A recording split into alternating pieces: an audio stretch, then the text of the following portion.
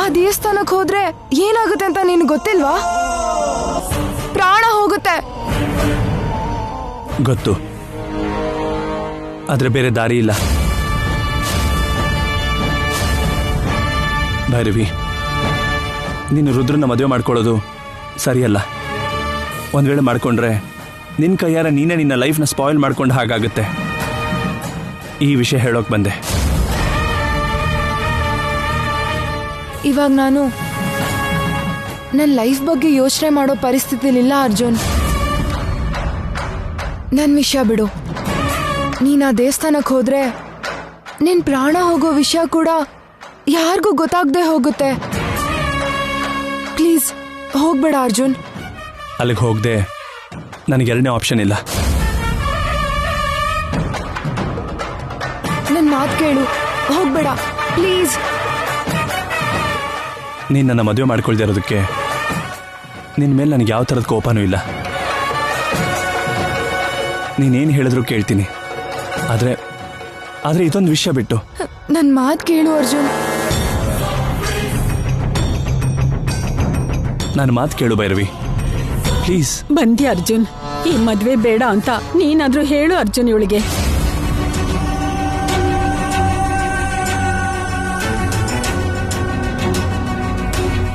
ನಾವ್ ಎಷ್ಟೇ ಹೇಳಿದ್ರು ನಮ್ಮ ಮಾತು ಕೇಳ್ತಿಲ್ಲ. ನೀನ್ ಹೇಳಿದ್ರೆ ಖಂಡಿತ ಕೇಳ್ತಾಳೆ ಅರ್ಜುನ್. ನಾನು ಹೇಳಿದ್ರು ಕೂಡ ಕೇಳ್ತಾ ಇಲ್ಲ ಅಜ್ಜಿ. ಇಷ್ಟು ಹಠ ಮಾಡ್ತಿದ್ಯಲ್ಲ, ಏನಾಗಿದೆ ನಿಂಗೆ? ಅಜ್ಜಿ ಏನ್ ಹೇಳಿದ್ರು ನಿಮ್ಮಪ್ಪ ಕೂಡ ಯಾವತ್ತೂ ಎದುರು ಮಾತು ಹೇಳ್ದವ್ರಲ್ಲ ಭೈರವಿ. ನಮ್ ಮಾತು ಕೇಳು ಭೈರವಿ. ಯಾಕೆ ಮಾತಾಡ್ತಾ ಇಲ್ಲ? ನನ್ ಮಾತಂದ್ರೂ ನಿಂಗೆ ಗೌರವ ಇಲ್ವಾ? ರುದ್ರನ ಮದ್ವೆ ಆಗ್ತೀನಿ ಅಂತ ಹೇಳ್ದೆ ಅಲ್ವಾ ಅಜ್ಜಿ? ಅದೇ ಮಾತನ್ನ ಎಷ್ಟ್ ಸತಿ ಹೇಳ್ಬೇಕು ನಿಮ್ಗೆ?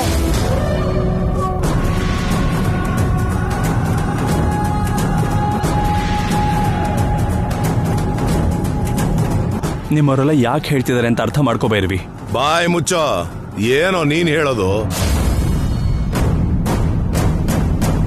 ನನಗೆ ಹೆಂಡತಿ ಆಗೋಳ ಜೊತೆ ನಿನಗೇನೋ ಮಾತು? ಆಗ್ಲೇ ಭೈರವಿ ಕೊರಳಿಗೆ ತಾಳಿ ಕಟ್ಟಿದ ಒಂಥರ ಮಾತಾಡ್ತಾ ಇದೆಯಲ್ಲೋ. ಈ ಮಾತು ಮದುವೆ ಆದ್ಮೇಲೆ ಮಾತಾಡು.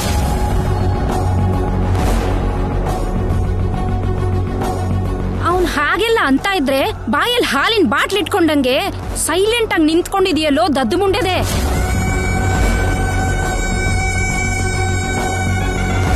ಇದೇನ್ ಅವನ್ ಮನೆ ಅಲ್ಲ. ಮೊದಲು ಇಲ್ಲಿಂದ ಅವನ್ನ ಹೋಗು ಅಂತ ಹೇಳು. ಇದು ನಿನ್ ಮನೆ ಅಲ್ಲ. ಯಾಕೆ ಬಂದಿದ್ಯಾ ಇಲ್ಲಿಗೆ? ಇದು ನಿಮ್ಮ ಅಪ್ಪ ಅಮ್ಮ ಕಷ್ಟಪಟ್ಟು ಬೆವರು ಸುರಿಸಿ ಕಟ್ಸಿರೋ ಮನೆ ಅಂದ್ಕೊಳ್ತಾ ಇದೀಯಾ?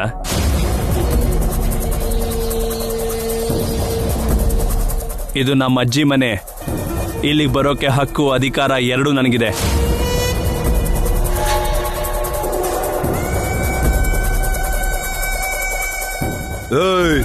ಯಾವತ್ತು ನಿಮ್ಮ ಅಪ್ಪನ ಕೈಯಿಂದ ನಮ್ಮ ಮಾವ ಸತ್ತೋದ್ರು ಆವತ್ತೇ ನಮ್ಮಿಬ್ಬರು ಕುಟುಂಬಗಳಿಗೂ ಸಂಬಂಧ ಕಟ್ಟಾಗೋಯ್ತು ಕಣ. ಈ ಊರಿಂದ ಬಹಿಷ್ಕಾರ ಹಾಕಿದ್ರು ಇನ್ನು ನಮ್ ಕುಟುಂಬ ನಮ್ಮನೆ ಅಂತ ಬರ್ತಿರಲ್ಲ. ನಾಚಿಕೆ ಆಗಲ್ವೇನ್ರೋ ನಿಮ್ಗೆ?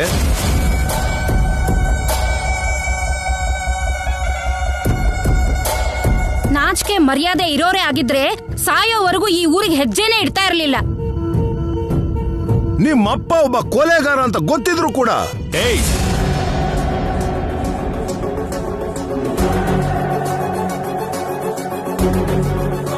ನಮ್ಮಪ್ಪನ್ನ ಕೊಲೆಗಾರ ಅಂತಂದ್ರೆ ನಿನ್ನ ಸಾಯಿಸ್ಬಿಡ್ತೀನಿ.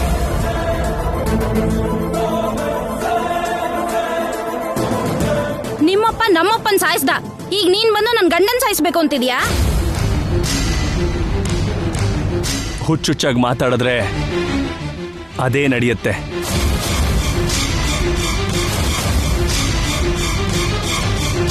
ನಮ್ಮಪ್ಪ ತಾತನ್ನ ಸಾಯಿಸಿದ್ರ ನೀನ್ ನೋಡ್ದ ಹಾಗೆ ಹೇಳ್ತಾ ಇದೀಯಲ್ಲ.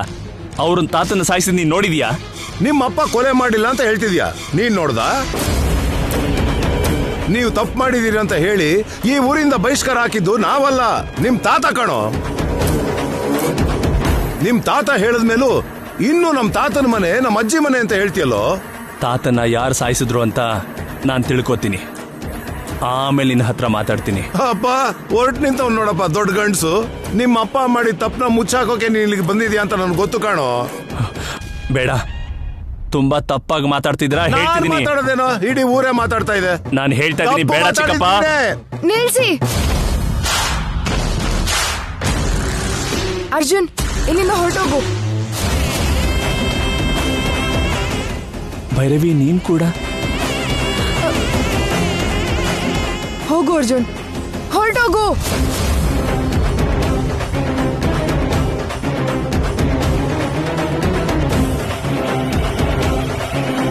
ಹೋಗು ಅಂತ ಹೇಳಿದ್ಲಲ್ಲ.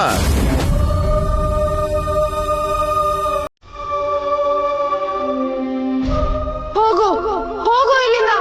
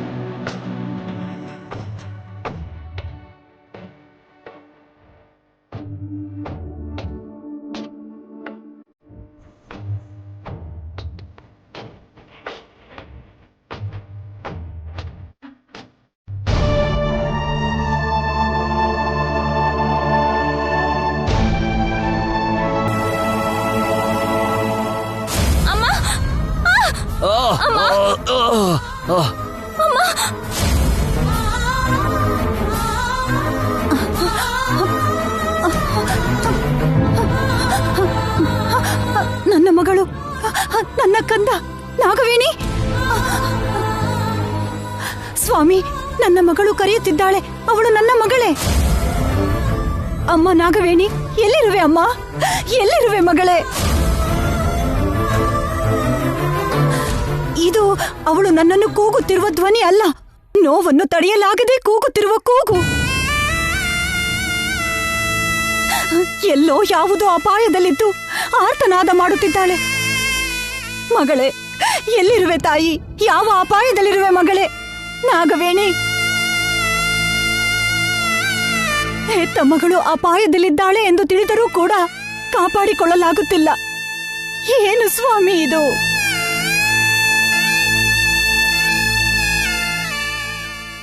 ಓಂ ನಮಃ ಶಿವಾಯ.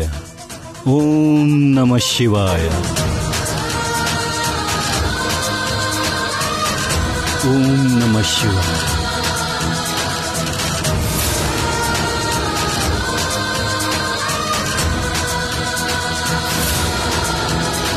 ಓಂ ನಮಃ ಶಿವಾಯ.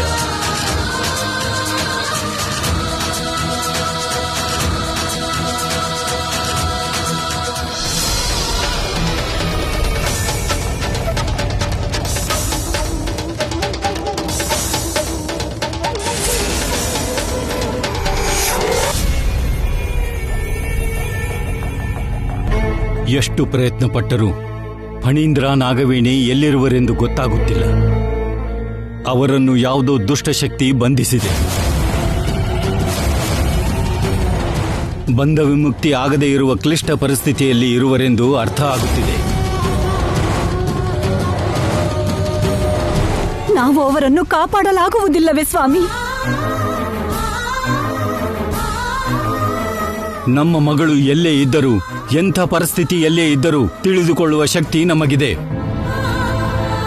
ಆದರೂ ಕೂಡ ಇಷ್ಟು ದಿನಗಳಾದರೂ ತಿಳಿಯಲಾಗಲಿಲ್ಲ ಎಂದರೆ ನಮ್ಮ ಶಕ್ತಿಯನ್ನು ಮೀರಿದ ಶಕ್ತಿ ಯಾವುದೋ ಆ ದುಷ್ಟಶಕ್ತಿಯ ಬಳಿ ಇದೆ ಎಂದಂತಾಯಿತು. ಆ ದುಷ್ಟ ಶಕ್ತಿಯನ್ನು ಎದುರಿಸಿ ಓಡಿಸಿ ನಮ್ಮ ಮಗಳನ್ನು ಕಾಪಾಡಲಾಗುವುದಿಲ್ಲವೇ?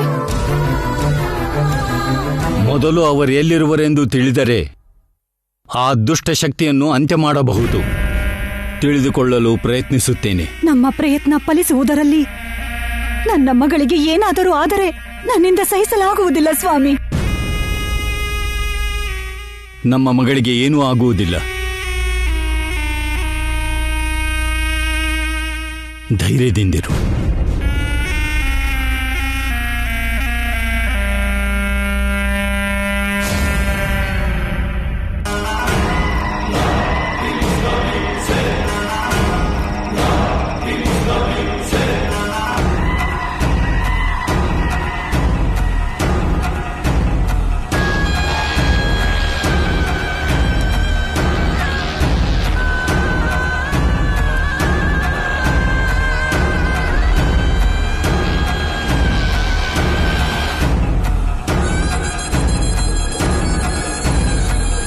Hello sir.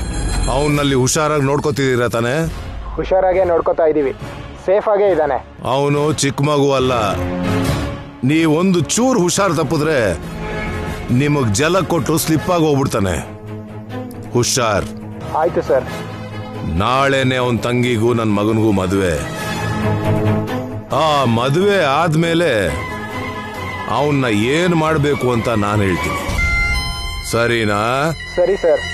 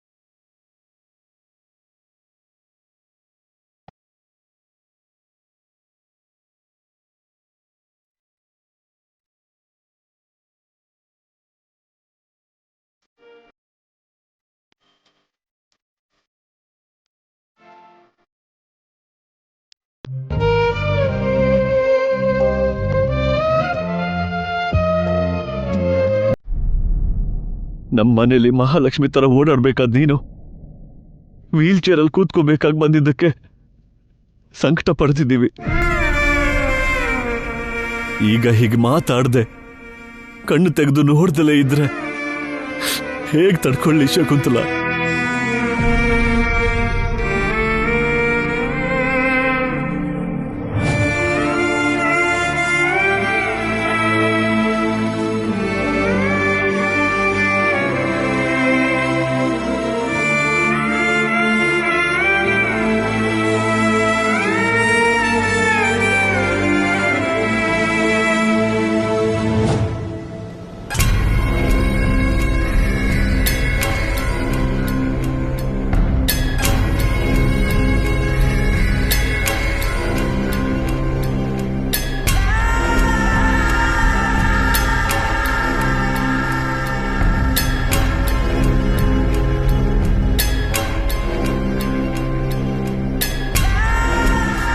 ವೀರಭದ್ರ ನನ್ನ ಹತ್ರ ಇದ್ದಿದ್ದ ಆದಿತ್ಯನ ಕಿಡ್ನಾಪ್ ಮಾಡಿ ನನಗೆ ಕೈ ಕೊಡ್ತಾನೆ ಅನ್ಕೊಂಡಿರ್ಲಿಲ್ಲ.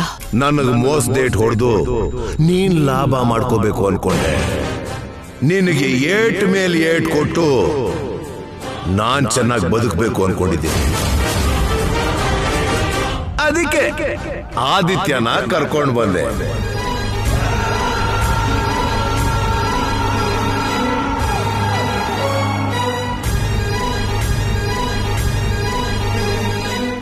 ಅವನ ಹತ್ರ ಇರೋ ಆದಿತ್ಯ ಅಕಸ್ಮಾತ್ ತಪ್ಪಿಸ್ಕೊಂಡ್ರೆ ಇಷ್ಟು ದಿನ ಆದಿತ್ಯನ ನಾಪತ್ತೆ ಮಾಡಿದ್ದು ನಾನೇ ಅನ್ನೋ ವಿಷಯ ಎಲ್ಲರಿಗೂ ಗೊತ್ತಾಗ ಹೋಗತ್ತೆ.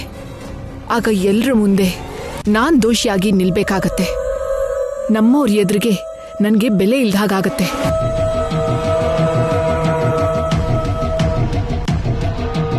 ಇಷ್ಟಕ್ಕೂ ವೀರಭದ್ರ ಆದಿತ್ಯನ ಎಲ್ ಬಚ್ಚಿಟ್ಟಿದ್ದಾನೆ? ನೀರ್ ಬೇಕು ಕುಡಿ.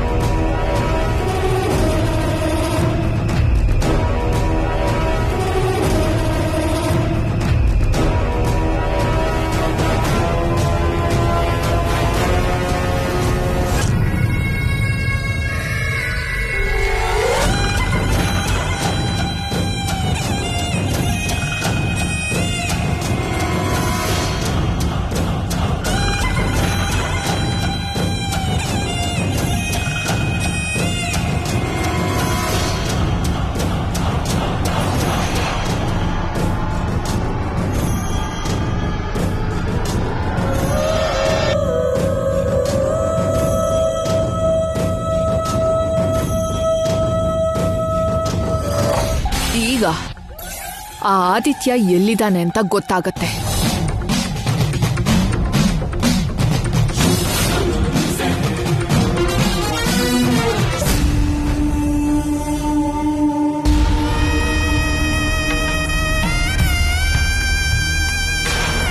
ಬೇಡ, ತುಂಬಾ ತಪ್ಪಾಗಿ ಮಾತಾಡ್ತಿದ್ರಾ? ಹೇಳ್ತೀನಿ. ಮಾತಾಡೋದೇನೋ, ಇಡೀ ಊರೇ ಮಾತಾಡ್ತಾ ಇದೆ. ನಾನು ಹೇಳ್ತಾ ಇದ್ದೀನಿ, ಬೇಡ ಚಿಕ್ಕಪ್ಪ.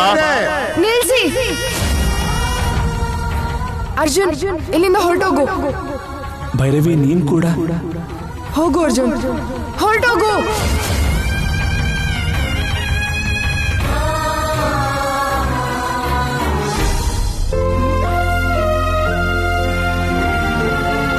ರುದ್ರ, ರುದ್ರ, ರುದ್ರ.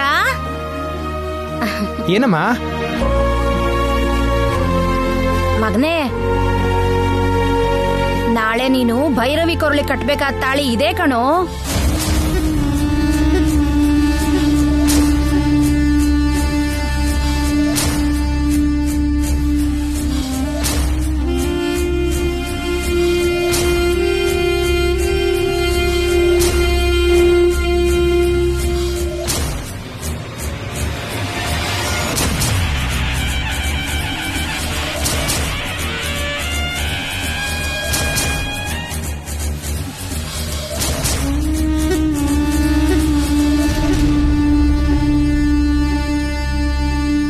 ಭೈರವಿ, ನಾಳೆ ನಿನ್ ಕೊರಳಿಗೆ ತಾಳಿ ಕಟ್ಟಿದ್ಮೇಲೆ ಇನ್ ನಮ್ಮನ್ ಯಾರೂ ಬೇರೆ ಮಾಡಕ್ಕಾಗಲ್ಲ.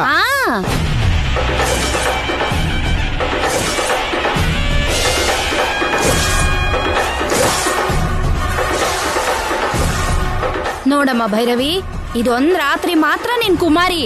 ನಾಳೆಯಿಂದ ಕುಮಾರಿ ಅನ್ನೋದು ಹೋಗಿ ಶ್ರೀಮತಿ ಆಗ್ಬಿಡ್ತೀಯ.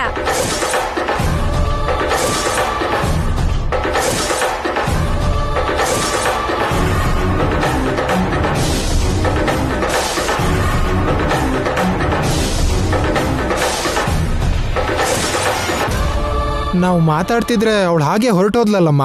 ಹೆಣ್ಣು ಮಗಳಲ್ವಾಪ್ಪ, ಭಾವಿ ಗಂಡನ್ ಕಣ್ಣಲ್ಲಿ ನೋಡ್ಬೇಕು ಅಂದ್ರೆ ಅಷ್ಟು ಮಾತ್ರ ನಾಚಿಕೆ ಇರಲ್ವಾ?